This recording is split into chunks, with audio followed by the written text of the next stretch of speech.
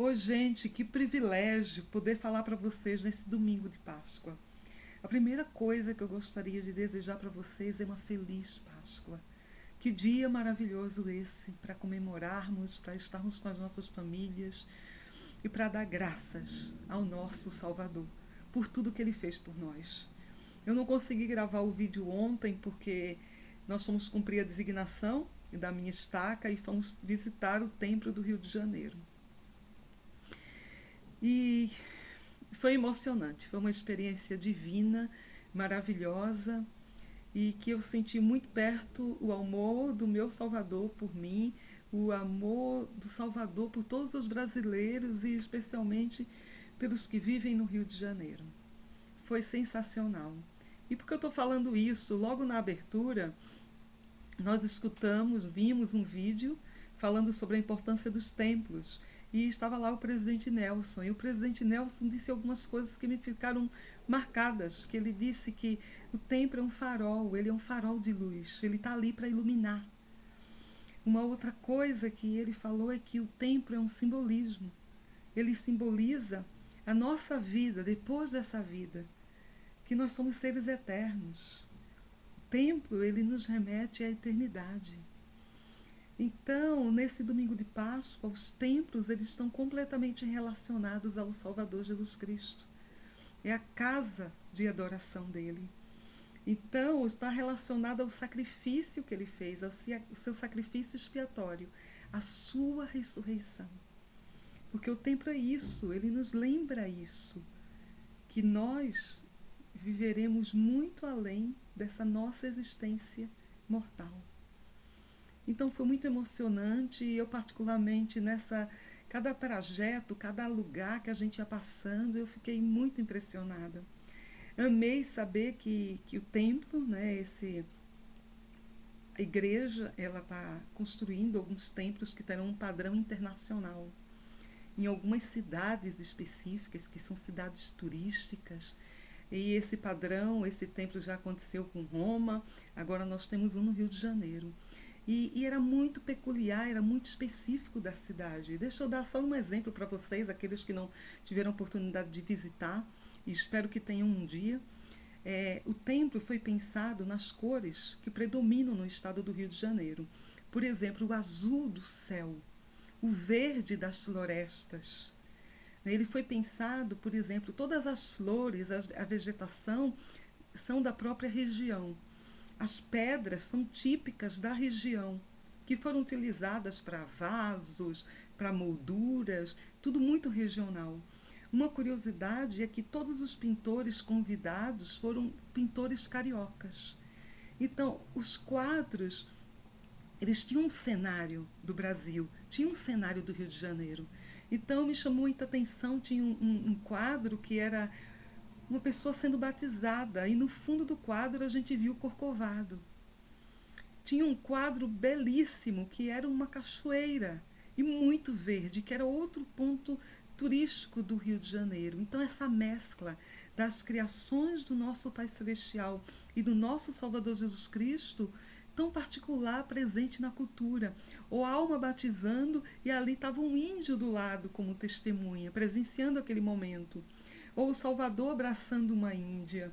Então, foi lindo porque eu senti o amor de Deus nos detalhes.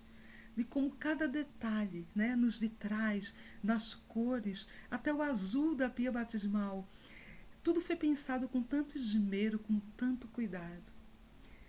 Como um testemunho vivo, né, de que os templos são a casa de Deus.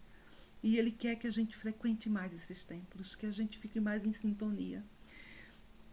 Que às vezes a gente precisa no nosso dia a dia, né, tão corrido, sair um pouco da agitação, para lembrar quem somos, para onde iremos, para fazer esse trabalho maravilhoso, esse trabalho de salvação. Então, quando a gente pensa na Páscoa, a gente pensa como a Páscoa ela está conectada com os templos, porque ela está conectada com o nosso Salvador. E essa é a sua obra e a sua glória, proporcionar a vida eterna e a imortalidade ao homem.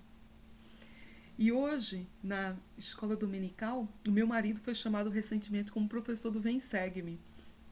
na minha aula, onde eu fui professora por tantos anos. E muitas das coisas que ele falou hoje no dia de Páscoa me fizeram refletir. E eu vou falar algumas coisas que ele mencionou na aula que está na nossa designação. Uma coisa que ele começou falando, né, que o Salvador ele foi preparado desde a fundação do mundo para vir no meridiano dos tempos. E a gente fica pensando, o que é meridiano dos tempos? E esse meridiano do tempo, né, é como se fosse um divisor de águas, é como se dividisse o tempo. A vinda de Jesus Cristo teve um impacto tão grande na humanidade que o tempo passou a ser medido a partir dele. Então ele veio no meridiano e a partir de então é dividido em antes de Cristo e depois de Cristo. Ou seja, tudo isso já foi preparado e já se sabia dessa importância e desse impacto que seria para o mundo antes de vir a este mundo. E essa escritura está lá em Moisés. Então é maravilhoso saber como o Evangelho ele se junta e se conecta com essa perfeição. Uma outra coisa que me chamou muita atenção, que o meu marido falou na aula, foi com relação à missão do Salvador, quando ele iniciou o seu ministério. E quando ele chegou, né, para pregar, as pessoas passaram para ele as escrituras e ele abriu o livro de Isaías. Ele leu uma escritura que está em Isaías e eu vou ler essa escritura para vocês, que está em Isaías 61. Né? E nós podemos ver que o Salvador estava lá em Lucas 4, versículo 18, onde ele cita, né, o que diz Isaías. E chegando a Nazaré, foi dado o livro de Isaías. O Espírito do Senhor está sobre mim, porque me ungiu para pregar o Evangelho aos pobres. Enviou-me para curar os quebrantados de coração, para pregoar liberdade aos cativos e dar vista aos cegos, e para pôr em liberdade os oprimidos. E ele diz, hoje se cumpriu essa escritura. Então, olha só que interessante, né? Porque ele está falando sobre a missão dele, ele está testificando sobre ele mesmo e falando o que disse o profeta Isaías muitos e muitos anos atrás. E ele diz, hoje se cumpriu. Quando ele fala, né, que ele veio para os quebrantados de coração, ou seja, para os arrependidos, para aqueles que desejarem deixar para trás uma vida de pecados e começar a obedecer. Essa era a missão dele. Foi para isso que ele expiou os nossos pecados, para aqueles que querem se arrepender. Aqueles que não querem vão sofrer as dores de seus próprios pecados. Mas os que quiserem, Cristo pagaria por seus pecados. Ele fala que veio para os pobres, que ele veio para libertar os cativos. Olha só, esses cativos que ele falava eram exatamente aqueles que estavam muito e muito tempo no mundo espiritual, na prisão, esperando a pregação do Evangelho. E que isso estaria sendo concretizado com a missão de Cristo, porque através da sua morte ele iria pregar os espíritos em prisão. A partir da sua expiação, né, ele quebraria essas correntes, ele livraria os cativos. Então, gente, os judeus não perceberam isso. E ele citava Isaías, uma escritura já conhecida deles. Eles haviam estudado isso por muitos anos. Mas qual pergunta que eles faziam? Eles diziam, mas esse não é o filho de José? Eles tinham o Salvador dizendo, hoje se cumpriu essa escritura. Mas eles não podiam ver. Eles não conseguiam ter os olhos para enxergar as coisas espirituais. E a gente sabe o final dessa história. Nós sabemos como Cristo, né, ele expiou por nossos pecados, de como ele foi condenado injustamente, de como essa expiação que ele fez foi infinita. E como ele ficou sozinho ali. Né, ele ficou sozinho nesse momento tão difícil em que ele pôde pagar os pecados meus, seus, de toda a humanidade, de todas as épocas, de todos os tempos. É a missão dele, ele conseguiu cumprir. E uma coisa muito interessante, né, inclusive meu marido citou na aula, é como todas as escrituras se cumpriram. Né? Quando a gente vai para o simbolismo da Páscoa e a gente vai desde os israelitas, os filhos de Israel, das pragas, da última praga, a 10ª, que simbolizava, né, a própria expiação de Cristo e o Cristo que viria, né, porque morreriam-se os primogênitos. E de como os israelitas precisavam fazer um sacrifício de um cordeiro sem manchas, aspergir o sangue nas portas, e como eles seriam livrados e os seus primogênitos não morreriam. Por quê? Porque era um simbolismo de fé. Ao aspergir esse sangue, eles estavam dizendo: eu acredito na expiação de Cristo, eu acredito no Cristo que viria. E de como é interessante esse simbolismo que a gente vai ver tanto no Velho Testamento e que a gente estuda, né, por anos, sobre Cristo como a representação de um cordeiro. E por que um cordeiro? Por que esse cordeiro? E o cordeiro, ele tinha especificações, né? Não podia, ele tinha que ser perfeito, não podia ter ossos quebrados, ele precisava ser primogênito, ele precisava ser sem manchas. E ele era um protótipo do próprio Salvador Jesus Cristo, ele representava o Salvador Jesus Cristo. E a gente vê como mais adiante, a gente está falando da antiga Israel, e de quando Cristo vem e ele cumpre tudo isso. Porque ele foi como um cordeiro.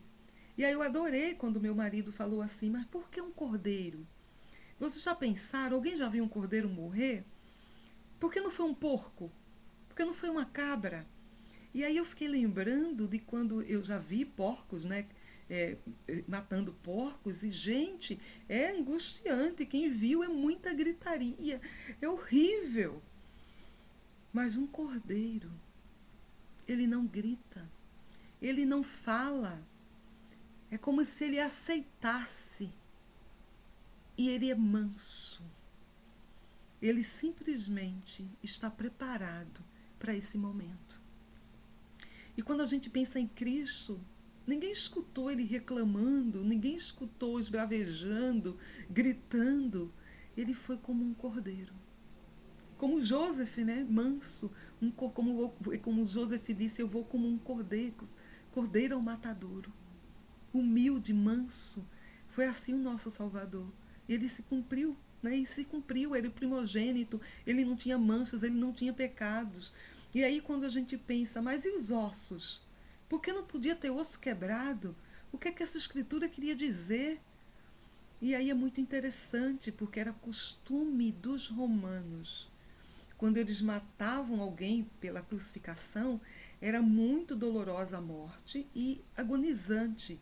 E a pessoa poderia demorar muitas horas para morrer. Muitas horas. E muitas vezes eles não queriam ficar esperando aquela morte dolorosa, porque se demorasse 8 horas eles tinham que ficar ali de prontidão. 10 horas, 15, 20. E lembrando que no outro dia, né, já seria aí o dia do Senhor. Eles já começavam a comemorar os preparativos para o dia santificado. Então o que, que eles faziam? Eles quebravam os ossos para acelerar a morte. E é muito interessante saber que Cristo, ele tinha poder sobre a morte. Então, na verdade, ele deu a sua vida. Ele entregou a sua vida. Ele entregou o seu espírito no momento que ele quis entregar. Então, quando os romanos quebram os ossos do primeiro, né, do ladrão que estava lá, e quando quebrou os ossos dele, imediatamente eles já morrem. E eles vão e quebram os ossos do outro. Mas quando eles vão para Cristo, Cristo já havia morrido, porque ele havia entregue o seu espírito. Então ele morreu antes deles quebrarem os ossos. E aí se cumpriu as escrituras, né, que nenhum osso deles seria quebrado. Olha que lindo e maravilhoso é a gente pensar no simbolismo do Evangelho. É a gente pensar em como todas as coisas são feitas com ordem, com coerência, com um motivo específico. Então hoje nós lembramos muito, né? Nós falamos sobre isso, falamos sobre a Páscoa, porque Cristo é a Páscoa. Cristo é o simbolismo dessa libertação. Cristo é o simbolismo de que, graças a Ele, nós poderemos vencer tanto a morte física, todos nós ressuscitaremos, quanto a morte espiritual. Todos nós teremos vida, vida eterna. E cada um receberá de acordo com as suas obras, de acordo com os desejos do seu coração. Uma recomendação que eu vou dar para vocês hoje, nesse dia de Páscoa: façam isso com a sua família. Leiam o Cristo Vivo, a declaração da primeira presidência. Essa declaração é linda porque fala especificamente sobre o Salvador, sobre a sua missão, sobre o seu legado. E que nós possamos ter muita gratidão, porque graças a Ele, graças à sua expiação, nós podemos nos arrepender dos nossos pecados e ter esse coração quebrantado, esse espírito contrito. Graças a Ele, que ressuscitou, poderemos ter esperança. Esperança de reencontrar nossos amigos, nossos entes queridos que já partiram dessa vida. Graças à sua missão na terra, graças aos templos construídos pelo mundo afora, nós podemos olhar e ver aquele pináculo apontando o céu, apontando a eternidade. Nós poderemos recordar quem somos e do nosso papel, da nossa missão. Uma feliz Páscoa para todos vocês, uma Páscoa com emoção e com gratidão. Até a próxima!